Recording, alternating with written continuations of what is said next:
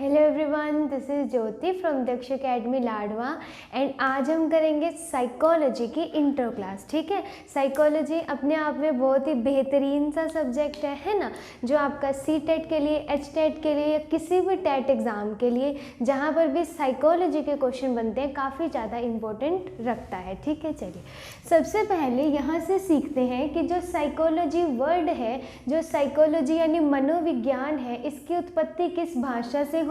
तो psychology word आपका कहाँ से डराइव हुआ है? लैटिन लैंग्वेज से, मतलब कि लैटिन भाषा से साइकोलॉजी की उत्पत्ति हुई है। ठीक है, इसके बाद नेक्स्ट याद रखेंगे कि जो साइकोलॉजी वर्ड है, जो साइकोलॉजी मनोविज्ञान जो शब्द है, सबसे पहले इसका प्रयोग किसने किया था? तो यहाँ से वेरी वेरी इंपॉर्टेंट नाम याद रखेंगे, रुडोल्फ गोल्काई। ठीक है, रुडोल्फ गोल्काई, इन्होंने 1590 में क्या किया था?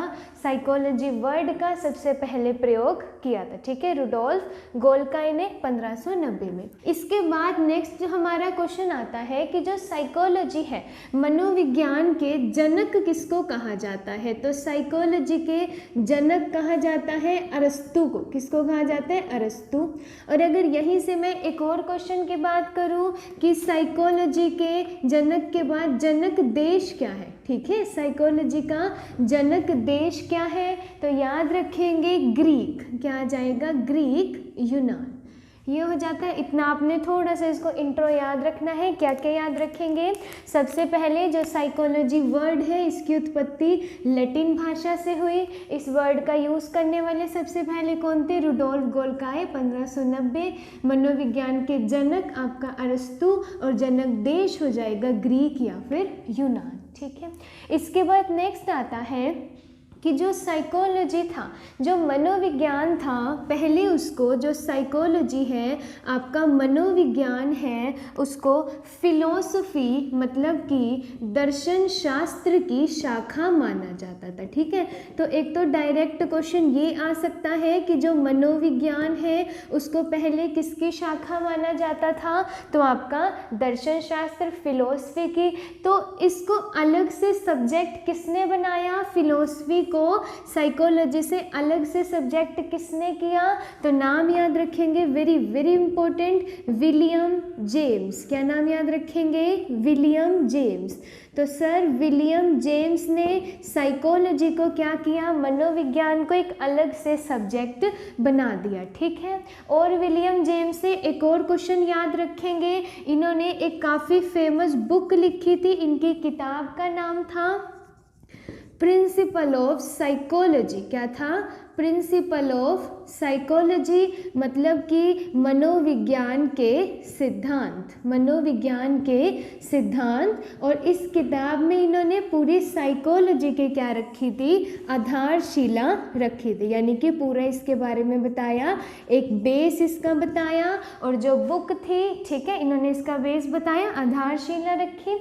और एक और यहाँ से क्वेश्चन याद रखेंगे कि आपका इन्होंने साइकोलॉजी का क्रमबद्ध अध्ययन किया। क्या किया? मतलब एक सीक्वेंस में पढ़ा, इसको क्रमबद्ध अध्ययन किया। तो क्रमबद्ध अध्ययन करने वाले कौन थे? आपके विलियम जेम्स। इसीलिए विलियम जेम्स को एक और नाम से जाना जाता है। इनको क्या कहा जाता है? आपका आधुनिक मनोविज्ञान की उत्पत्ति। तो आधुनिक मनोविज्ञान की उत्पत्ति का श्रेय भी किसको जाता है? आपका विलियम जेम्स को। ठीक है, आधुनिक मनोविज्ञान की उत्पत्ति का श्रेय विलियम जेम्स को।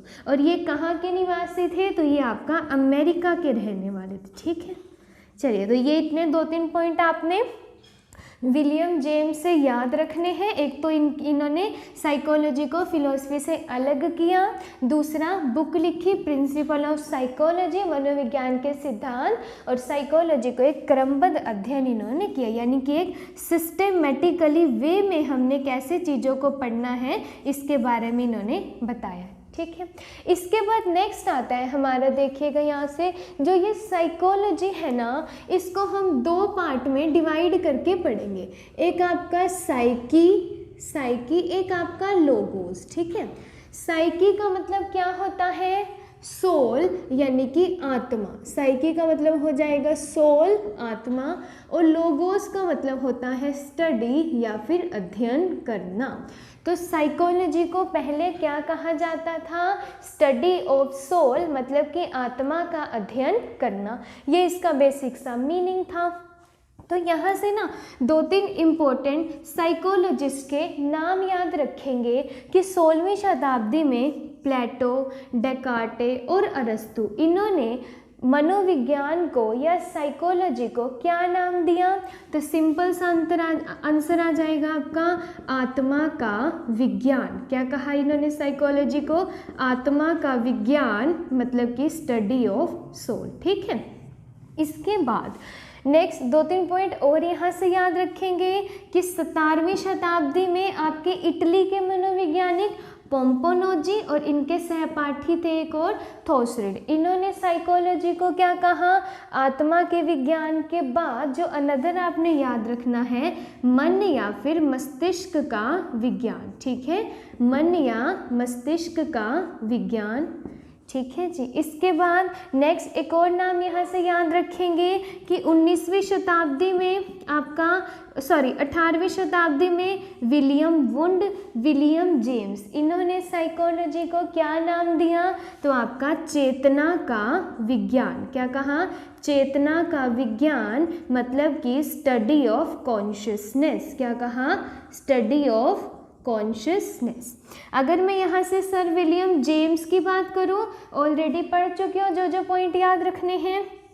अगर विलियम वुंड की बात करूँ तो इनसे भी हमारे काफ़ी सारे पॉइंट्स आपने याद रखने हैं, क्या क्या बनते हैं देखिएगा। अगर विलियम वुंड की मैं बात करूँ, एक तो इन्होंने साइकोलॉजी को क्या कहा, आपका चेतना का विज्ञान, मतलब कि स्टडी ऑफ कॉन्शियसनेस। ठीक है, दूसरा इनको क्या कहा जाता है, जो ये विलियम वुंड सर थे ना, इन्होंने फर्स्ट साइकोलॉजिकल लैब बनाई, फर्स्ट साइकोलॉजिकल एक्सपेरिमेंटल लैब बनाई, मतलब कि प्रथम मनोवैज्ञानिक इन्होंने क्या बनाई, लैब बनाई, प्रथम मनोवैज्ञानिक लैब बनाई। तो फर्स्ट मनोवैज्ञानिक लैब बनाने का श्रेय किसको जाता है, सर आपका विलियम वुंड को। इसीलिए इनको क्या कहा जाने लगा, एक नाम से जाना जाने लगा, प्रयोगवाद के जनक। क्या कहा जाने लगा, प्रयोगवाद के जनक, या फिर father of experiment. Father of experiment किसको कहा जाएगा, आपका विलियम वुंड को। एक और क्वेश्चन यहाँ से याद रखेंगे कि स्ट्रक्चरलिज्म के फादर, या फिर स्ट्रक्चरलिज्म या फिर आपका संरचनावाद।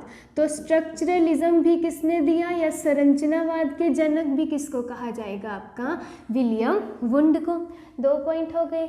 एक पॉइंट और यहाँ से याद रखेंगे विलियम वुंड के बारे में, इन्होंने एक मेथड दिया था, दैट इज इंट्रोस्पेक्शन मेथड। कौन सा मेथड दिया था इन्होंने, इंट्रोस्पेक्शन मेथड, मतलब कि अंतःदर्शन विधि। क्या दी थी, अंतःदर्शन विधि। ठीक है, तो डायरेक्ट क्वेश्चन आ सकता है कि इंट्रोस्पेक्शन मेथड किसने दिया, तो आंसर आ जाएगा आपका विलियम वुंड ने दिया।